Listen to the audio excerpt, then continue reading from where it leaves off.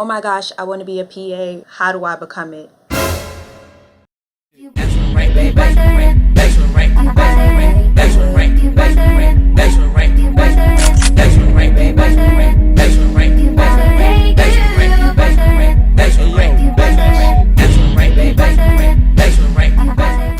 Hey y'all, welcome back to my channel. It's your girl Amina and I'm back with another video. So I haven't posted an upload in quite a minute, and honestly y'all, I've been more consistent on TikTok. First of all, if you don't have me on TikTok, follow me right now. I've been more consistent on TikTok. I've been posting my little vlogs on there. I've been doing my thing. And when you're a content creator, it's hard to juggle like all of your platforms all at once. But I'm glad I took a little break off of YouTube. Honestly, I was pretty lazy to make content for YouTube. Anyways, I wanted to drop a video for you guys, so here we go. And if you're new to my channel, welcome. I hope by the end of this video you join the team and become a subscriber, or you could join right now and click that subscribe button. We're on the road to 1K and we're almost there. So as you guys can see by the title, today I'm going to be discussing how I got into PA school despite having a low GPA. I didn't want to title this video how to get into PA school with a low GPA because I feel like that's making it seem like having a low GPA is okay, or I'm teaching people how to get in with the low GPA, which I'm not trying to. But y'all get the point. So for those of you who are new to my channel or just don't know me at all, my name is Amina and I graduated from City College of New York with a bachelor's of arts in psychology.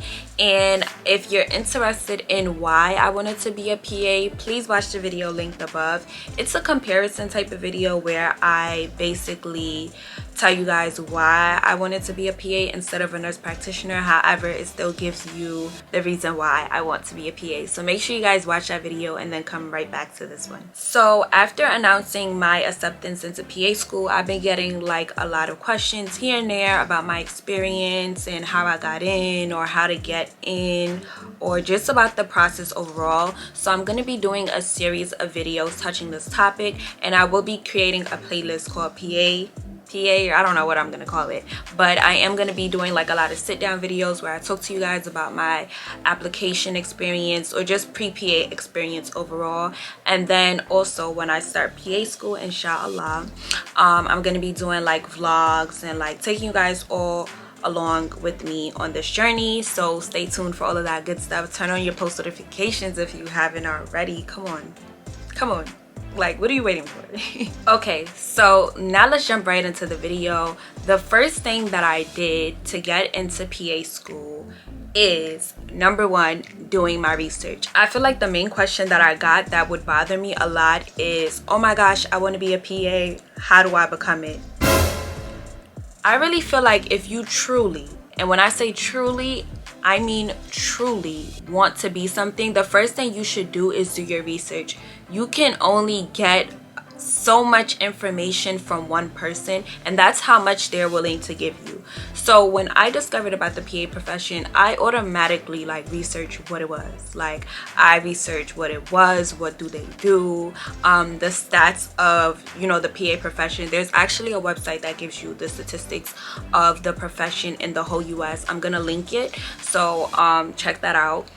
But I researched that. I researched different programs in my area. I live in New York, so I made sure to research programs in New York and also states around New York as well, and other places that I wanted to apply to. In addition to that, despite being a YouTuber myself, I always like watch like YouTubers, so I automatically found like videos on like how to become a PA, or you know, just YouTubers who were PAs themselves that spoke about their experience and their stats and you know, all of that good stuff. So I did my research. I literally had a playlist, and I still have it to this day, labeled PA, where I added a bunch of videos like regarding vlogs of PA students, or like videos of like PAs themselves that like just spoke about like how to better your application and different stuff, just like a range of topics. There's so much information out there on the internet. Like, do your research. And now we have TikTok. Come on, are you kidding me? Like, that should be the last question that you you should ask somebody. So after doing my research, I picked the schools that I wanted to apply to and looked at their admission requirements. So I've always been like a notes type of girly, where like I put everything in my notes when I'm planning something. And at first I had all the schools that I wanted to apply to, the names of it, and then under the names I would have the links to their admission requirements. But shout out to my undergraduate counselor through a program. She basically showed me this chart that made my life so much easier. Oh my gosh, I'm gonna link it so you guys can get a visualization of what I'm gonna explain. Basically, on this chart you could place all your schools, a list of subjects such as locations, course, academic requirements, academic prerequisites, volunteer experience, you know, all of that good stuff.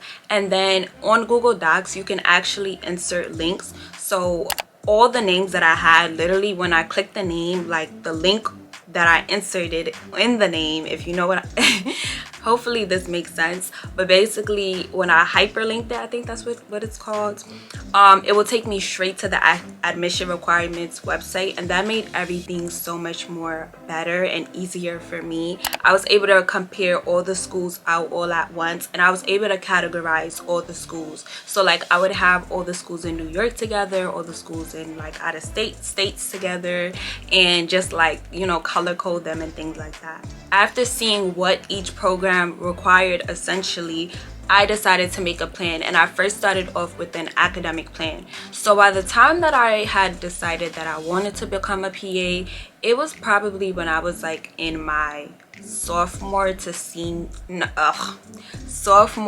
junior year. So at that time I had just like decided to major in psychology, and I was taking mainly psychology courses, and most PA programs already require a lot of psych courses, which is a plus if you're a psych major.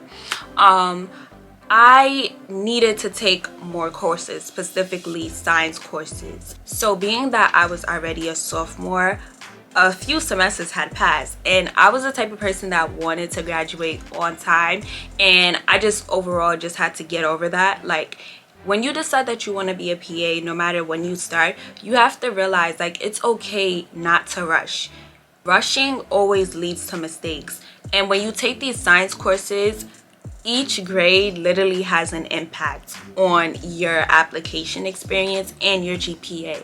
So you literally want to maximize the chances that you will score a good grade. So one thing I mainly avoided was taking a bunch of science courses all at once. I made sure to spread them out, and I did have to do an extra semester, which I am honestly grateful for, because I took a gap year, I did an extra semester, I had a lot of time off, and during that time of me applying, I wasn't in school, so I didn't have to just like, you know, deal with both stresses of school and applying, and it just overall just like was like a breeze to me. PA school is really competitive, and you want to make sure that you don't rush and make a lot of mistakes in your application experience and undergrad experience, so that you can have a better chance of getting in. So during this time that I made my academic plan, I made sure to reach out to other pre-PA students or other people that I knew that were science majors and ask them like, oh, is this wise to take this science class with this science class and this science class? Like, you know, just to like get a feel of different opinions of what other people say. And Rate My Professor was honestly my best friend.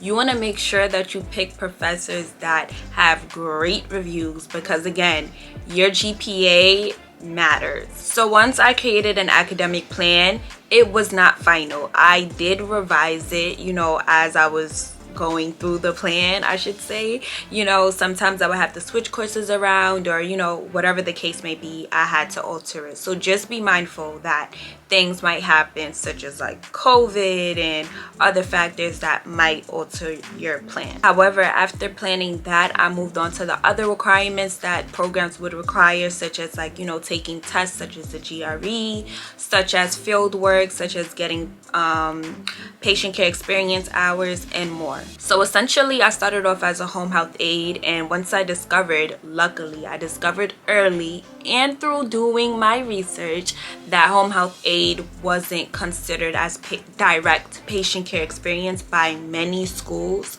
I decided to do CNA training, and I went to New Age Training School in New York. Literally the best school. But after being a CNA and working per diem in a nursing home, I really wanted to get into the hospital. So I eventually applied and got accepted and began working as a patient care technician in a hospital. When I graduated, my GPA, overall GPA, was a 3.3. However, if you don't know, something that I also learned through doing research is that when you do apply through CASPA and you enter in your grades, CASPA does have a different system of calculating, so your GPA is going to be a little lower than what your GPA is calculated.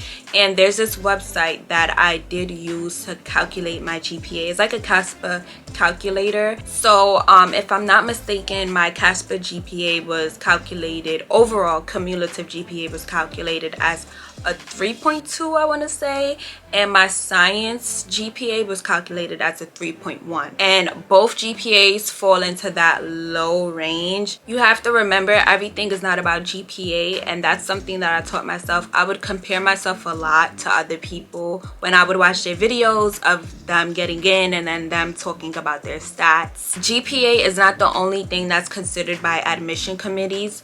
Believe it or not, they look at applicants holistically. So what have you done outside of having a high or low GPA? So therefore, I made sure to get a lot of, patient care experience hours, volunteering, shadowing hours as well.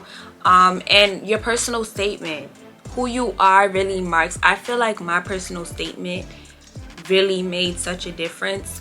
As well as everything else too. But when people read about you despite your GPA, whatever it is, you have a better chance of getting in. So if you're able to hook that reader and able to connect with them on a different type of level, and just like your story of why you want to be a PA, if it's very significant and very unique or extraordinary, you have a great chance of getting in. So do not settle or belittle yourself. So by the time that I applied, I had racked up a lot of hours of patient care experience, which is another reason why I'm glad that I did take a gap year, because I had so much time to get more hours, and that overall strengthened my application. And again, I just want to reiterate, rushing only leads to mistakes. So before I did apply, I made sure to take enough time to do my personal statement, draft it out, get opinions from other people. I made sure to already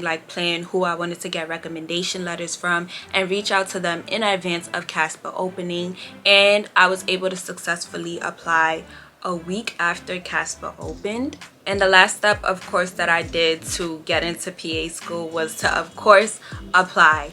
Have faith in myself and confidence in myself, really uplift myself. Having a low GPA is honestly very intimidating, especially knowing that the PA process is very competitive to get into. I literally got interview invites the month after that I applied. Honestly, I doubted myself and I did not think I would. So take the chance, do what you have to do your research, plan everything out, and overall just believe in yourself. Don't compare yourself to other people. Your mark is different from everyone else's mark, and that's all I can tell you. So I hope that you guys really enjoyed this video, and I hope that it was helpful to anyone that's interested in becoming a PA. I will be doing a bunch of other videos. Again, this is going to be like a series of me discussing my application experience or things that I did. So comment any questions that you have down below in the comment section, and I will either reply or do a video about it. One of my next upcoming videos will be on my application experience itself, so I will be probably digging in and talking about the grades that I got for the classes that I took, etc. So stay tuned for that, and make sure you of course click that subscribe button, like button, and turn on post notifications so you can be alerted when I post my next video. And thank you guys so much for watching, and I'll see you guys in my next one.